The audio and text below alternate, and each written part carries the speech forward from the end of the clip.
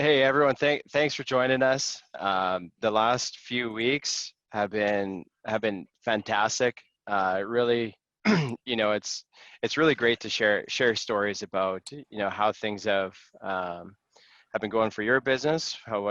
It's just some ideas about what has helped you be successful, and sharing that with the community and really connecting with like-minded business owners. Um, to support each other and grow. And so the last couple of weeks, if people are just seeing this recording, for the first time, we do record these sessions and then we post the recording in the community afterwards. If you're joining for the first time this week, the last couple of weeks, we met with a group of 5 partners who just organically got together through the community. And it's quite interesting. Mike from MarketBuy here, I remember when he said, I just saw people in the chat, posting their thoughts in the chat during these meetings, and then just thinking, hey, I think that's a business owner that I could get along with, and then reached out, and then just kind of formed a group, and now they keep in touch regularly and support each other on opportunities, and really that's what community is all about. So Wes likes to pop questions in the chat, or have so let's start off with where are you calling in from? Just pop that in the chat. Where are you calling in from? Always good to see people calling in from all around the world, and thanks for spending time with us today. So we do this every Popville. Nice. Wes. Yeah, and so continuing with our partner stories, we're going to be meeting with Wes Foster, owner of WESFED. He's going to be talking to us a little bit about his experience and something that's helped him out along the way. And Mike from MarketBuy. So he's going to be talking a little bit about his experience and, as a business owner and working fantastic, those kinds of things. So, you know what? I don't want to take up any more time. I know, Wes, you have some great stuff prepared. Same with Mike. So, hey, if you want to kick it off, do an intro and get into your presentation today. Sure thing. Let me share my screen real quick.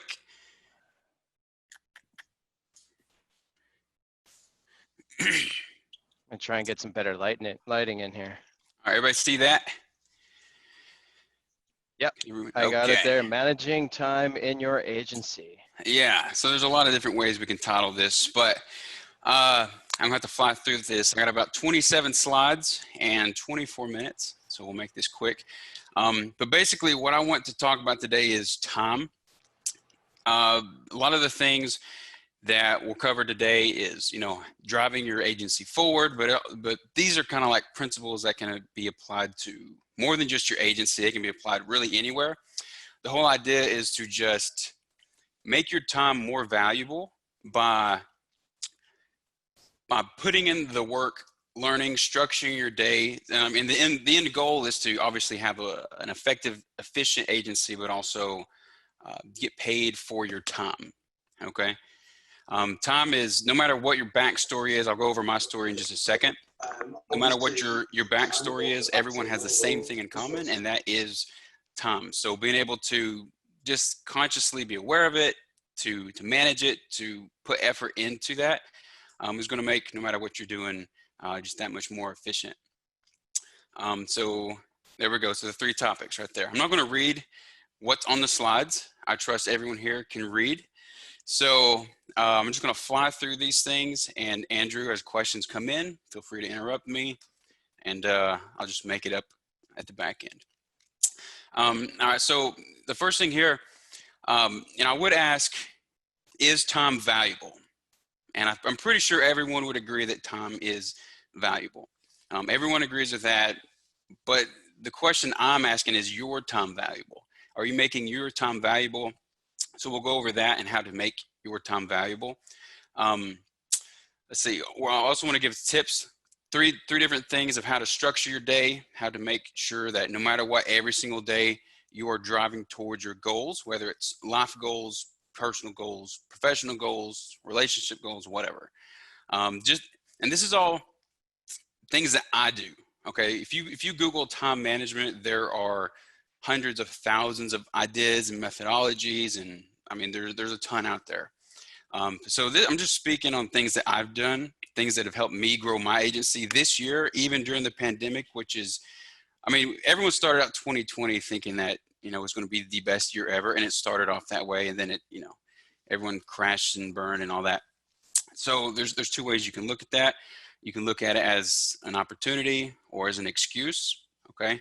Entrepreneurs, I feel like they look at it as an opportunity rather than an excuse. So this year, revenue for my company is projected triple, 300% what it was last year. Right now it's double year to date, but I just signed the biggest client I've ever had the chance to sign, which tripled it. And you can't do that if you're blaming things on the pandemic or any other excuse, that because there's always excuses. So the idea is to do things every single day, no matter what the circumstance, to build a routine that's going to drive your agency, your life, whatever, forward. The third thing in here is how to charge for your time, and we'll kind of talk on that as well. So real quick, I'm going to fly through my story. Started my company in 2008, WESFED Multimedia. Basically did a lot of one-off projects, website design, things like that. I'd say a lot of people, especially in 2008, probably started off there, where you build websites, but you also do everything else, PSD to CSS, I don't know, everything under the sun, a lot of one-off projects. But I started that in 2008. I built up my team in about 2 years' time to where it can sustain itself. And then I went and joined the Army, because that's the only, rational other thing you do after you have a company and a team that can run itself. So I went and joined the Army. I did that for 4 years. I got out of the Army, went straight back into business because I kept my business the entire time. But this time we were kind of focusing more on developing SaaS applications. So we worked with some of the biggest startups that come out of New York and Silicon Valley, and we pushed several products to market that achieved their investment goals. Moving on from there, I found a hard time scaling that business, the programmer, the SaaS development business. And since we were doing a lot of marketing anyway, primarily to bring in investors, we're marketing to investors a lot of times for our clients. I made the decision to, instead of doing marketing and doing SaaS development, we were going to focus specifically on marketing. That's when that started. In 2018, I joined the Vendasta crew. It was around 2018, somewhere in there. I'd been on the fence for about a year with, what was his name? I think John Davis. I don't think he's with the company anymore, but he tried as hard as he could to get me on board for a year. And I was just back and forth comparing, what Vendasta offers with what was already out there, because no matter where you look, there's tools that do more than, there's more than one tool that does the same thing. So I was like just comparing. And about a year into it, for me, the biggest value point of Vendasta, and I'm not being paid to say this, mind you, the biggest thing is just having everything together in one. So I found that as, a huge selling point for my clients.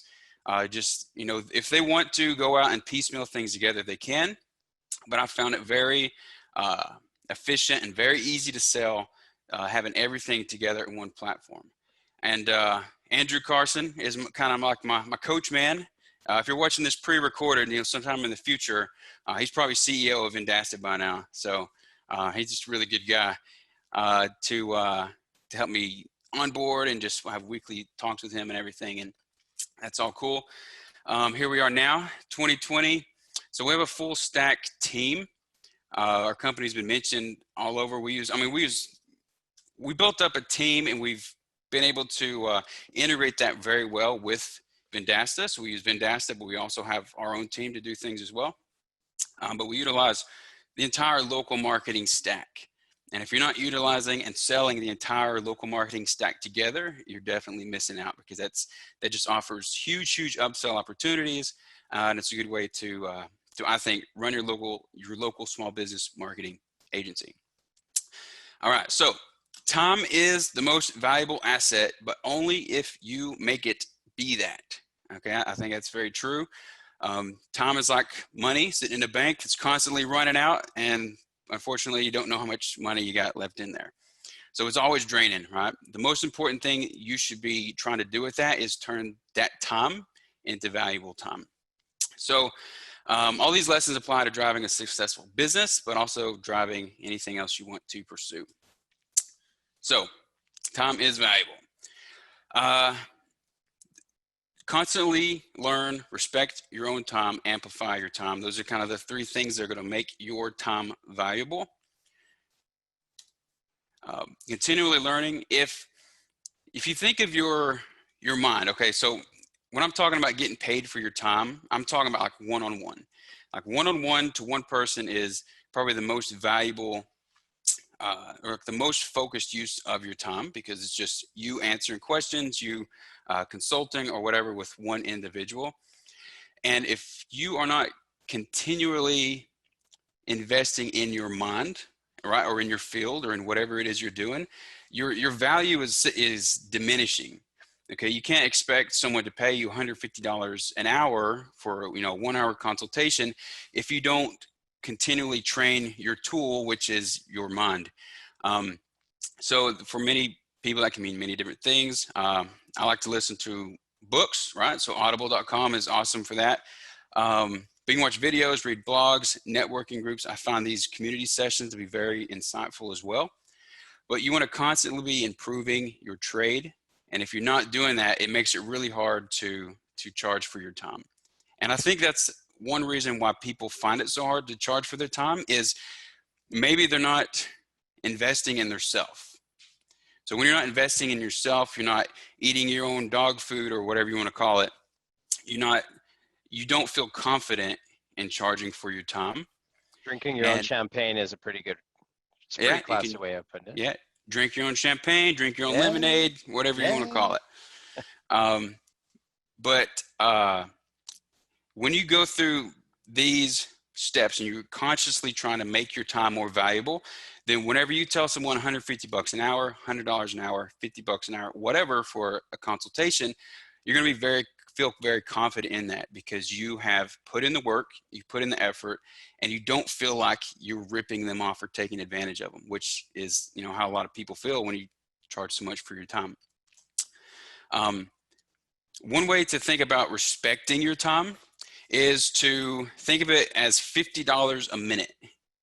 Okay, so I mean, again, this is all just for me. I'm not saying you should do this. It's going to be different for everyone. I'm going to tell you what has helped me respect my time, guard my time, and get paid for my time. And if you think of your time as in terms of $50 a minute, then you know that, you know, in 15 minutes, you should make $750 from the consultation. Okay. And if you feel like you talk to someone for 15 minutes and it's not going anywhere, or they're not a good fit, or you think they're just, I don't know, price shopping or whatever, then obviously don't pursue any more time with that person. For me personally, I offer 15-minute consultations for free and have people book that in. And within 15 minutes, you can cover a lot. Right? If you're doing 1 hour free meetings, I've found for myself about 20 minutes of that is actual discussion. The rest is talking about the weather or talking about their babies or whatever. And that stuff's good, right? If you're going to spend an hour talking to someone, you want it to be profitable for business, okay? Then for me, I think of it as, okay, will this potential prospect, this prospect I'm talking to that could become a client, are they going to bring me at least $3,000 in revenue? And if so, then yeah, I'll talk about babies for an entire hour if that's what they want to do. But the idea is, you don't need an hour to sit and talk over coffee. You don't even need 30 minutes. Pretty much everything can be done in 15 or 20 minutes. And just having that mindset going into it, for me, when someone says they want to have an hour-long meeting, it's just, that's so long, you know, because you can do a lot in 1 hour. Amplifying your time. This is another way to, you know, just like what I'm doing here, one-on-one consultations with people is the most focused use of your time. So for me, I try to do as much as I can in larger groups, whether it's, you know, multiple people at the table or conference or webinar. You can get information across that way, and it's just more valuable for yourself for the time that you're putting into it versus a one-to-one. So perfect example, for the past couple of weeks, I've been joining this local networking group, and there's someone in the group who's constantly trying to book, wants to sit down and have coffee with me, and it's perfectly fine, but I try to avoid it as much as I can because I know nothing's going to come out of it, And I try to do it without being rude, but an hour is a long time to sit and talk about nothing and nothing come out of it. So, I tell her, to go to this link. I send her a link. I would say we can book 15 minutes and we can talk, but she doesn't want to do that because I guess she doesn't want to talk 15 minutes of business. She wants to talk an hour of whatever. But for me, the idea of, keep your one-on-one time, think of it as very precious time, $50 a minute, because that's what it is. And still try to deliver value, but just on a larger scale, right? Amplify. So social media videos, webinars, conferences, things like that. Did you raise your hand, Andrew? You're scratching your beard. Okay. Just a quick thumbs up. I'm in the dark here. I got to open these blinds a little bit more. Keep going, Wes. It was a Sure thumbs thing. up. All right. So that first thing we covered was making your time more valuable. Okay. So you need to constantly be training. You need to think of your time as being valuable. You have to respect your time if you want others to respect your time, which means at 15 minutes, you need to be able to say, okay, time's up. Let's reschedule if we have to, but you need to respect your time because no one else is going to respect it as much as you do. So keep that in mind. All right. So on the day-to-day, keeping your agency moving forward, for me, has kind of fallen down into these three factors here that I've outlined. The first one is the power of three. This is super simple, and you don't need to overthink it. There's no right or wrong way to do it. But the idea is, for the year, you write down 3 outcomes that you want to see by the end of the year. Okay. And then for the month that you're in, you write down 3 outcomes for that month that align with your year. Okay. At the start of each week, you write down 3 outcomes for the week that align with the month. And each day you do the same thing, 3 outcomes that align with your outcomes for the week. So this is easy. So on a Sunday or Monday or whatever your week starts on, you write down, okay, I want to do these 3 things. And then each day, first thing, you write down those 3 things for the day that you want to accomplish. And I would even say, don't tell anyone, because a lot of people start writing these goals or outcomes and they do it for show. So don't tell anybody. Just have it something that's that you do on your own, so you can drive yourself forward. So you don't fall into the trap of saying, look, guys, I am going to work out 7 times this week, because that's kind of what it turns into a lot of times. So make your 3 outcomes for the day something for you specifically.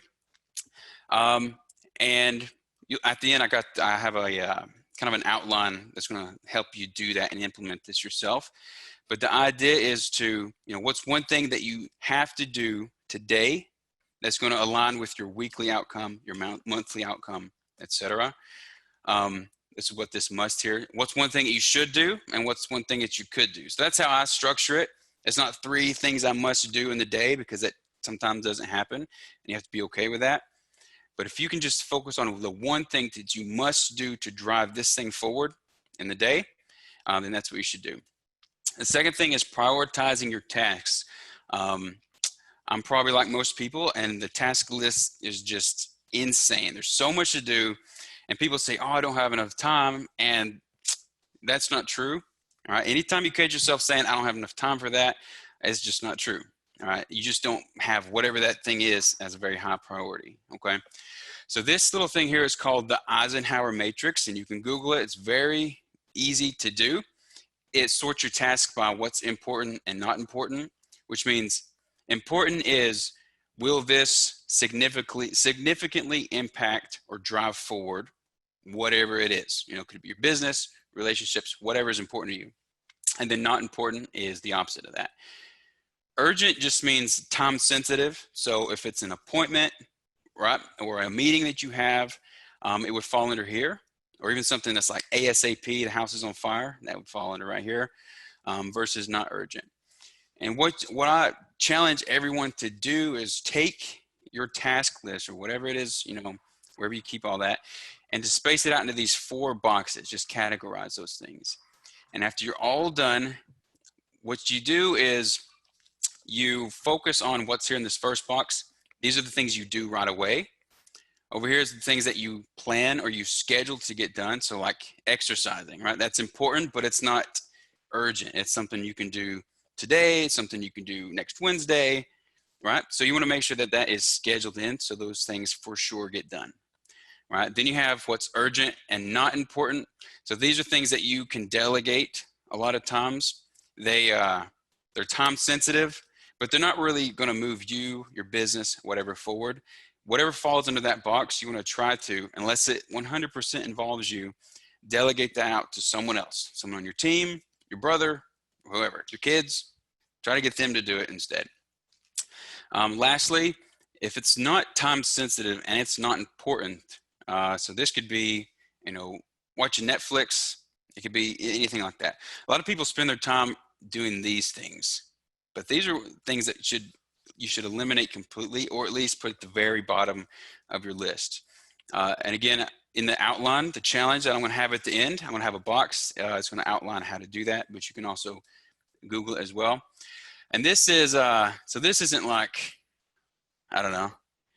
It's not like, ooh, you must reflect. But I've found for myself, if you go through the day or the week and you don't think about what you've done, it's kind of, you can't grow from that. I used to do this thing in the Conquer Local community, like in the Slack. Because every Friday I'd be like, hey, what's your wins? And like one or two people would say, oh yeah, I did this week. But out of the hundreds of people there, no one would respond. And I think that's for two reasons. One, they didn't set any outcomes for the week. So now they're being asked, what did they do this week? And they don't know. Or they're just not in the habit of kind of reflecting and thinking about, okay, what did I do this week? So I believe that planning out, or at least setting some sort of a target, right? Creating these outcomes and then reflecting on them every day, every week, it makes you more productive because you realize where your time is going. It's either going to those things that you want to get done or it's not. And if you choose to ignore that, not reflect on it at all, you're going to miss out. Lastly, getting paid for your time. This is what I was talking about here. Spend an hour over coffee and get connected. I did that for an entire year. I probably had 4 or 5 hour-long coffee meetings a week, and nothing came out of it. I met some really cool people. I drove around a lot, spent a lot of time doing that. Nothing came out of it. Yeah, here's a couple other mistakes I made as well. I've driven like 3 or 4 hours to a surefire prospect that was going to sign, and they didn't. I've had meetings that could have been an email, or I'm just sitting there talking the whole time, and they say, okay, I know that could have been an email. You didn't need to meet about that. Not getting budget agreements. People don't like talking about money, but that's pretty big because you can put a whole lot of time in a proposal for free, or even if you pay for it, and it's a waste of time if you don't have those constraints predetermined or agreed to in advance. Getting paid for your time, a lot of people don't because they think it makes them look like a jerk, or they feel pretentious, whatever the reason may be. But I'm telling you, even if you charge $97 for a snapshot review, where you go over a snapshot report with your prospect together, if you just charge $97, it's going to set the tone. It's going to be completely different. You're not going to look desperate, right? You don't ever want to, you want to, how I look at work is like this when I'm talking to a prospect. If I get this client, that's awesome. It's going to be a lot of work. If I don't get this client, that's awesome. I don't have to do all that work. Okay. But you don't want to, and it's different for whatever stage of your agency that you're in, but you don't want to appear as desperate. And charging for your time, where you're going over the snapshot report, which is an easy example, separates you further and further from looking desperate, from looking like you need that, from like, hey, we'll give you 50% off if, that makes you look desperate. But also you don't want to be the very opposite either. So this is kind of like the sweet spot here, this random obligatory area that I circled. That's what you want to shoot for. Snapshot report process. All right, remember, time is valuable. I actually have a process. I'm gonna send it to everyone who wants it. I need to finish it out still, but it's an easy way to sell $97 snapshot reports like it's nothing. I mean, it's a piece of cake. Every time I say snapshot report, $97, they're like, okay. After you do that, move it up to $197, and they'll say, okay. and they move it up to 297. And you'll see, like, you'll eventually get to a point where like it's a battle, right? But you'll find out what that sweet spot is. But I'll tell you what, 100% of the time for me, uh, it's it's not been free. And people say okay, and the people that don't say okay, that's perfectly fine as well. It's less work for you. They're probably going to be a difficult client anyway. You just have to be okay with letting people go, and that all falls back on not being desperate. So yeah, everyone has the same opportunity, the same tools, but there's one thing that's going to separate whether or not your agency triples the revenue, whether or not, I don't know, you find the perfect loved one, or I mean, whatever it is you're trying to attain in life. There's one key thing that's going to separate that, because we all have the same opportunity, and that is discipline. Okay, so I'm not saying that you have to wake up at 4 a.m. and run 5 miles and eat 2 breakfasts and go to the gym and learn a new language all before 9 o'clock. But if that's what it means to you, if that's what discipline means to you, then you should be able to make yourself do that. Some people get up at 6, some people get up at 12 p.m. and work into the night. Everyone has their own schedule. What I'm saying is make that schedule for yourself, be conscious of how you spend your time, and then make it happen. Don't come up with the perfect plan and just not do it, because that's not going to help you at all. Discipline is the key. It's what separates the doers from the thinkers, and you got to keep that in mind. So my challenge to you, my time is up. You go to this URL here. Let's see, it should show if I switch the screen here. You can get your copy. I made a 7-day challenge. Okay, so it's going to outline things for the next 7 days that you should do. It kind of covers everything we've talked over here. So definitely check that out and do it. Do it for a week. After you've done it, send me, shoot me a message on social media. Let me know if it's helped. If it's not, I mean, it's going to be different for everyone. My goal here is just to get you thinking about how you manage your time, how you think of your time. And the more effort you put into your time, the easier it's going to be to charge for your time. It just makes, before, years ago when I wouldn't charge for my time, I would think, oh man, it's going to be so hard to charge $150 an hour. But it's really not. I mean, time is valuable. And you're going to start looking at 1-hour meetings like, oh my goodness, an hour. So much can be done in 15, 20 minutes. So that's me. All right. If you want to, I'm putting together like how to sell a snapshot report. If you want that, you can send an email to main@westfed.com with that subject line. And as soon as it's ready, I'll send it to you. But I encourage you to follow me on LinkedIn, Facebook, Twitter, Instagram, all those places, or you can just go to wesfoster.com where all those links are.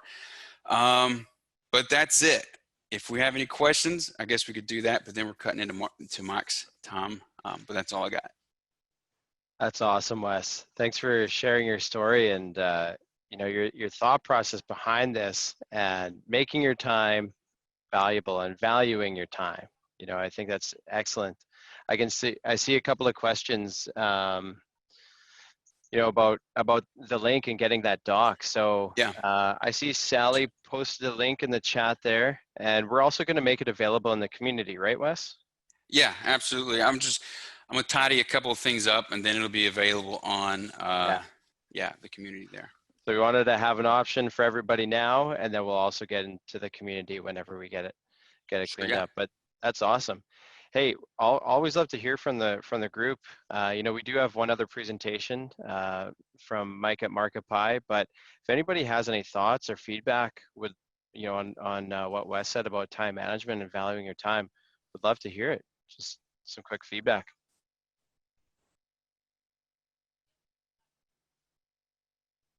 Saw some good comments in the chat. If anybody wants to unmute quickly and just provide some feedback, or we can just move on to Mike.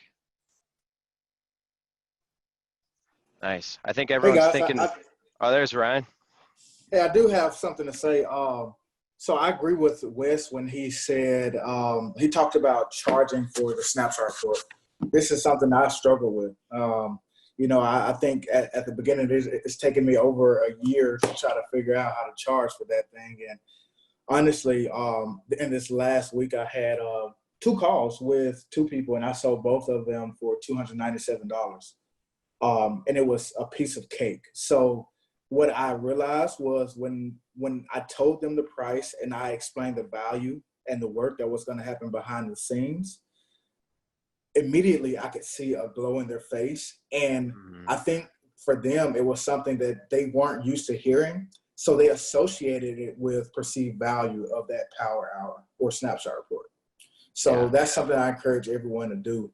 I mean, it made me happy. And honestly, it was like, hey, here after the meeting, I'm like, oh my God, I'm doing numbers in my head, say, okay, I need to sell X amount of these every week to increase revenue that way as well. So it works. Yeah, and just a quick example, I was on the phone 2 days ago with a defensive driver course. They called me, and it's funny because, well, we won't get into that, but they called me and they're like, yeah, we got some quotes from some other companies. We want to run some ads. We want to see blah, blah, blah. So I'm like, okay. I said, well, I mean, this is how we price our ads, is like this. But in order to make those ads most efficient, we want to make sure that the middle of the funnel is taken care of as well. And I said, I don't know. I've not looked at all that. I don't know how I can, make an accurate recommendation without looking at all this. So then I went through the whole snapshot report spiel. I said it's $397, and they said, okay. And here's the cool thing. They got quotes from other companies, and I bet you 100% they did not pay for it, right? So they're going into this completely different. And when someone comes into a meeting and they're paying, $300, $400, $500 for it, they are going to, it's not on you to make sure that they get all the information gathered together. It's on them. If they come to the meeting that they're paying $500 for, and they don't have a budget, they don't have these other things that you've requested from them, it's their time and money wasted, not yours, right? So it just makes the entire conversation, it sets the tone, it just makes it more productive. And it's always easier to get someone to pay $1,000 after they've paid $97, rather than going from zero, nothing, free, do all this stuff for free. Oh, we have to reschedule. Okay. And now I want to charge you $1,000. They're like, they will respect your time if you respect your time. That's great. That's great feedback. Something that I think about is qualifier, right?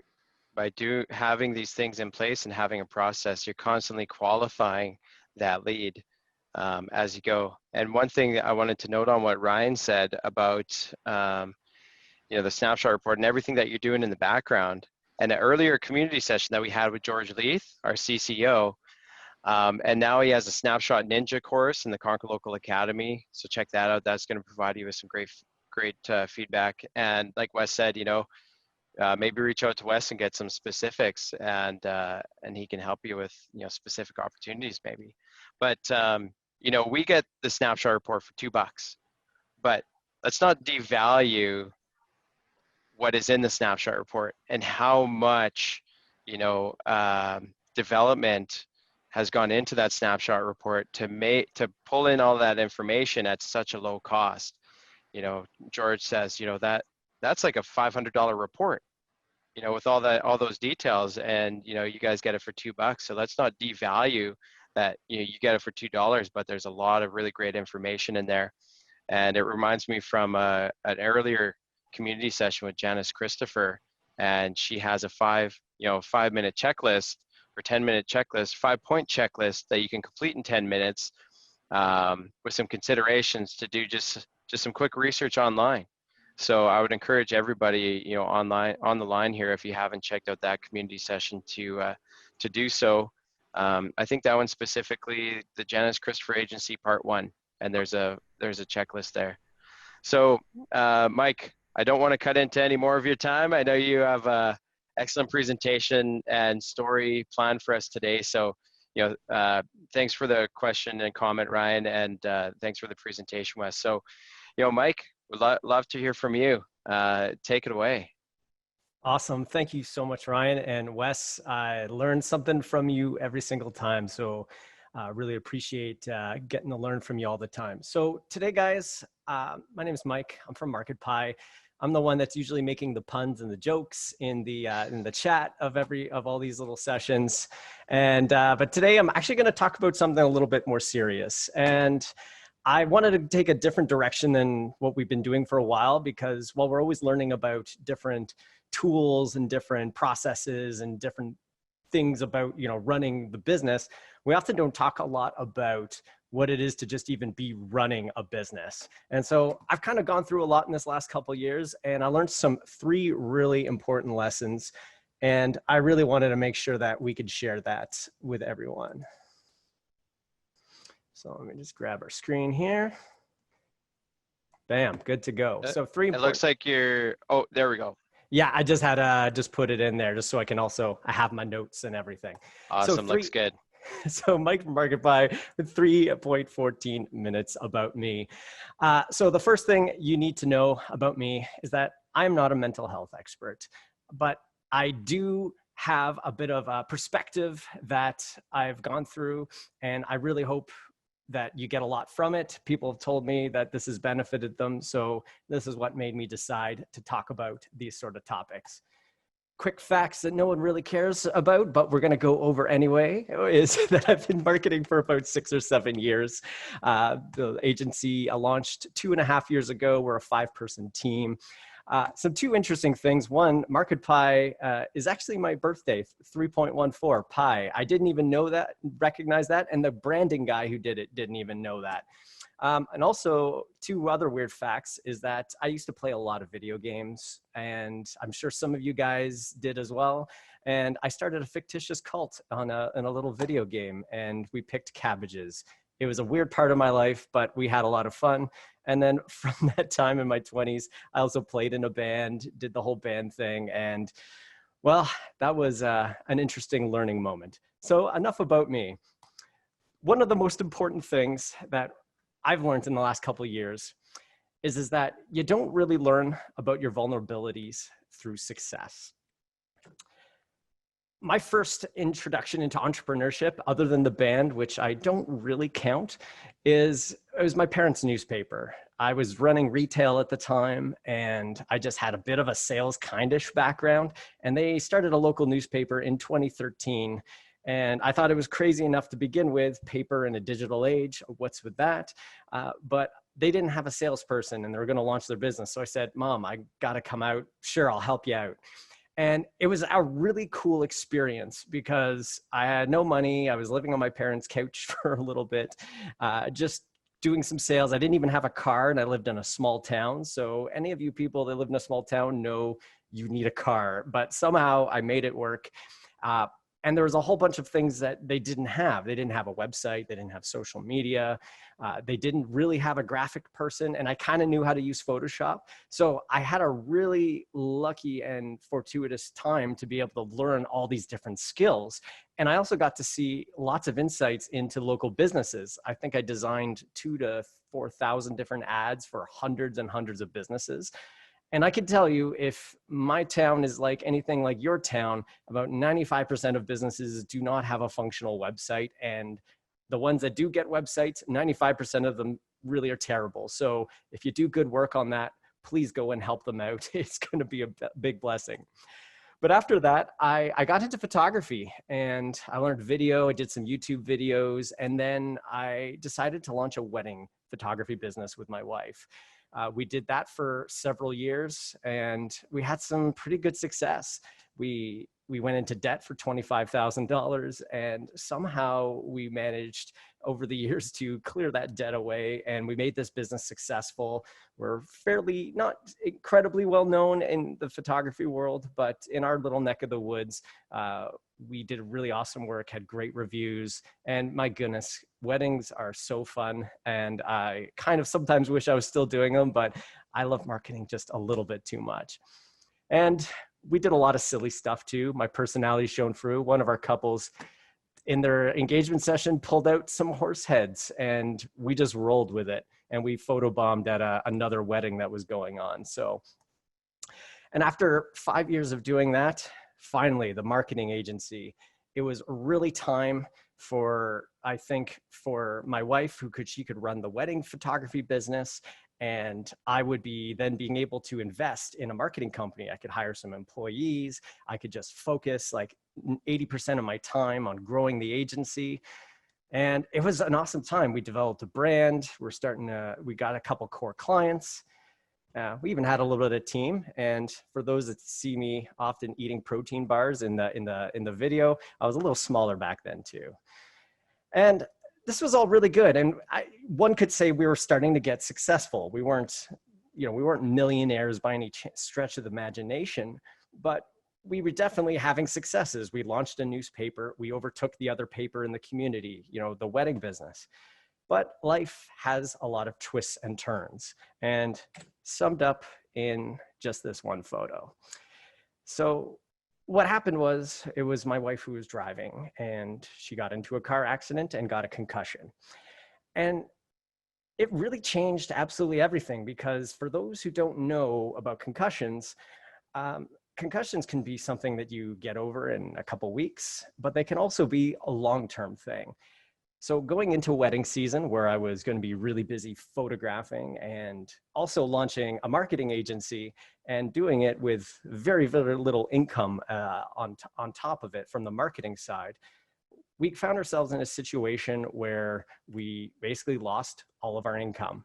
So those of you that invested in a business, if you don't have any other income coming in, that is absolutely terrible. So my wife, she's in a good spot now. She's gotten over the couple of years, and she's doing better than ever. But in that moment, that was really tough. And what took, in a couple of weeks, we're like, okay, things are going to get better. A couple of weeks, we'll just push through. But then things didn't get better. And we started having to deal with a lot of other things as a business owner, and as a family too. And I'm sure many of you have gone through something, but for me, here's some of the things I had to start to come to terms with. One of those ones with concussions, post-traumatic stress syndrome, and understanding how to help someone in those situations. But that wasn't the only thing that this situation unearthed, because for myself, those of you probably don't notice, but I fall under what's called the autism spectrum. So I'm a high functioning autism, and I also have ADHD. That part's there, a little bit more well known. And the thing is that these things give me a lot of quirks, a lot of interests, and a lot of kind of superpowers, if you will. But there's also some really big vulnerabilities that I didn't realize I had, because when my wife was there running a business with me, she was covering a lot of those things. So when I would forget to call clients or send out invoices, she was the one kind of picking up the pieces for me. When I get really hyper-focused on, the new idea, and I'm just trying to and I go into overdrive on research mode, I still had someone in the business who was kind of covering for me and kind of keeping me grounded. But when you don't have any money and you lose all your support networks in business because of something you didn't foresee, there's other things, and the list kind of goes on what can happen to you in these situations. But going back to the original thought, the first big lesson that I learned is these are vulnerabilities that we didn't know we had.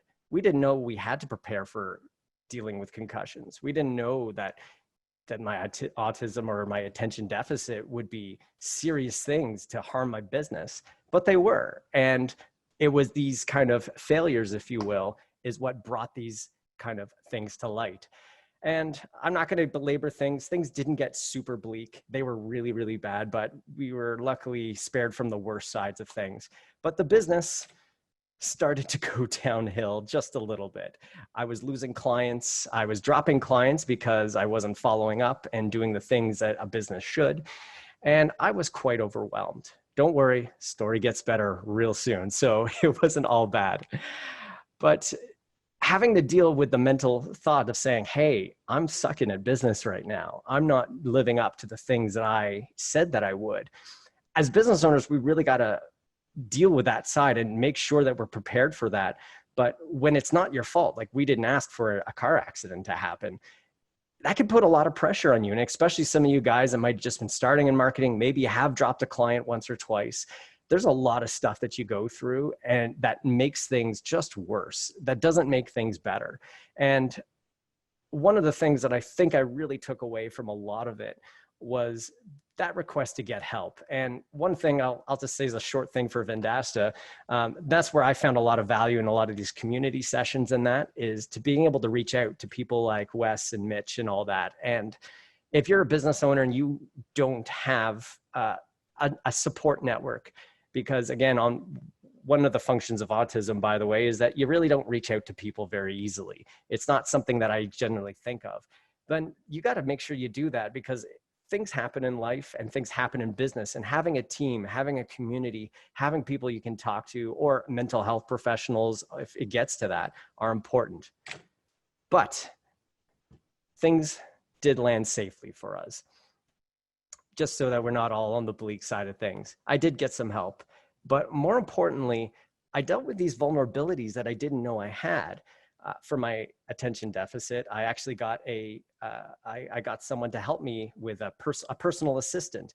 I started being able to think through, hey, these are my weaknesses. You know, I can't change them. I am who I am, but I can deal with them. I can get processes in place to deal with those vulnerabilities. And I often think about, if I didn't actually deal with those, if I never had that car accident, if I never had to go through that kind of negative experience, I would have never really known what I was negatively capable of. And I probably would have kept going on in life thinking I was super successful and talented and, you know, nothing can stop me, right? So oftentimes these vulnerabilities can turn into our strengths down the road.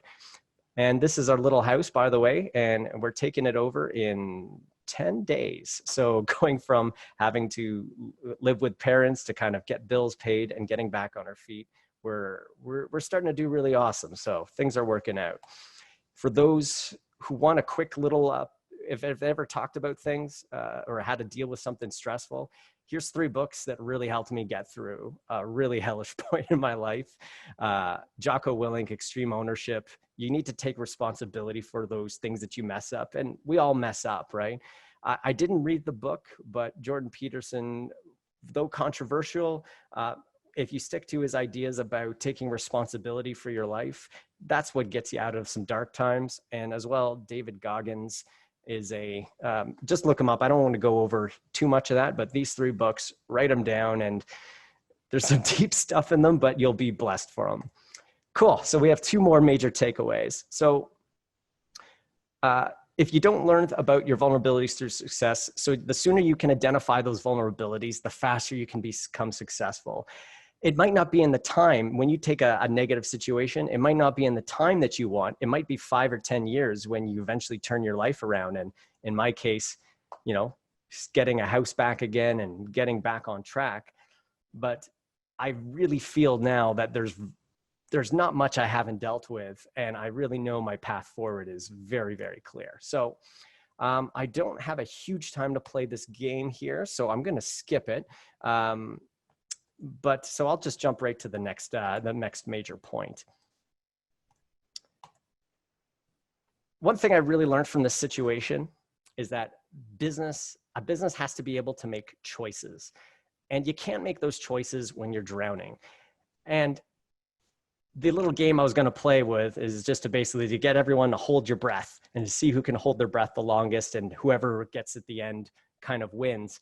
And then I ask a random person to take an extra breath than everyone else.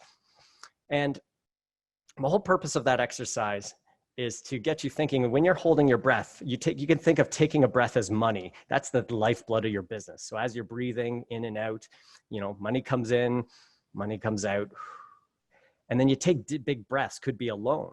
It could be changing the direction of your business, taking on an employee. But it could also mean taking on a really negative customer that you probably shouldn't be doing.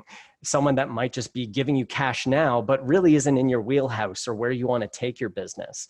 Oftentimes, that's when you take a big breath. But then when you're holding that breath and you're trying to hold on to those things in your life that really shouldn't be part of it, eventually that's all the things you're thinking about. When you're holding your breath, all you can really think about is just holding your breath. You're not thinking about taking more breaths. You're not thinking about the future. You're just thinking about what's happening right now. And oftentimes in business, this happened to me, right? I was grabbing lots of different customers. I didn't really have a solid plan or a niche I was going after. And I had a lot of different things on the go. And I didn't have the proper supports to them if they go wrong. I didn't have life insurance. I didn't have critical illness. I didn't have a cash flow built up. While I had lots of income coming in from the wedding business, I didn't really have all those little foundational things in place to be able to take some of the risks that I did. I got lucky for a while, but then sometimes your luck does run out. So when we're doing all the training that you've gotten from Dennis Yu and these community sessions, the one thing I've really gotten from everything is don't fix foundational problems in your business later. If you're not valuing your time, like Wes is telling you right now, you're not going to do it later, because later you're going to be thinking of other problems. So anytime you get a situation where there's a problem in your business, but it's not a problem now because you have lots of extra time, this is the time to fix it. And the third part is to stop acting like you can predict the future. Because even if you've had it rough and you've made some really big mistakes, you have no idea how those mistakes are going to play out for you in the long run. So for myself, I could look at this last couple of years and go, man, I've really wasted my last 2.5 years. But I could also think about it as, I really understand people a little better. As someone who's on the spectrum, I have a lot of trouble. One of the traits of being autistic is you have trouble putting yourself in other people's shoes. I don't pick up on social cues, and I have a little trouble relating to people. Well, I'll tell you, having gone through what I've gone through, when I hear terms like mental health or thinking about what could possibly happen to a person inside your brain when you're kind of on a downward spiral, I really understand that better. So when my employees are coming to me and saying, Mike, I'm dealing with a little bit of anxiety or things like that, I can feel like I can actually talk to them and give them their space and understand a little better what they need, because I know what I needed when I was going through it. I also started not judging people as much. I used to have that attitude where, I'm going to make it, and you just push through, you tough it out, and you get through everything. And while I think there's a lot of ownership that you need to take, and you need to take responsibility, I really don't judge people when they make mistakes as much anymore. I don't take it personally as much, because I understand everyone's dealing with something in the way they need to deal with it. They might not be dealing, the behavior might be bad or the outcome might be bad, but I don't judge the person. And it's really allowed me to do that, because I said, you know what?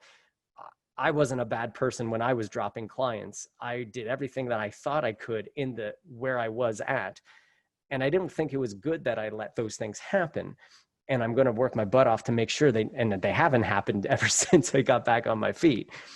But it really kind of gives you a better idea of, instead of judging people, spend more time on the things that matter, which is the behaviors and the outcomes. And the other thing I kind of got from this experience, and everyone will have a different experience, but I also have found that I'm letting go of other outcomes, of certain outcomes that I thought I needed to do. So one thing is, I used to go after all kinds of different clients because I thought right now I had a goal of, well, I need to make money now. We only have, $0. This is before we took on credit and debt. But I was really sure that I needed to take on certain work because right now that was it. Whereas I wasn't thinking long-term as, well, what happens when I get more once I get full up on clients, what am I going to do? Right. I got this certain perspective from things.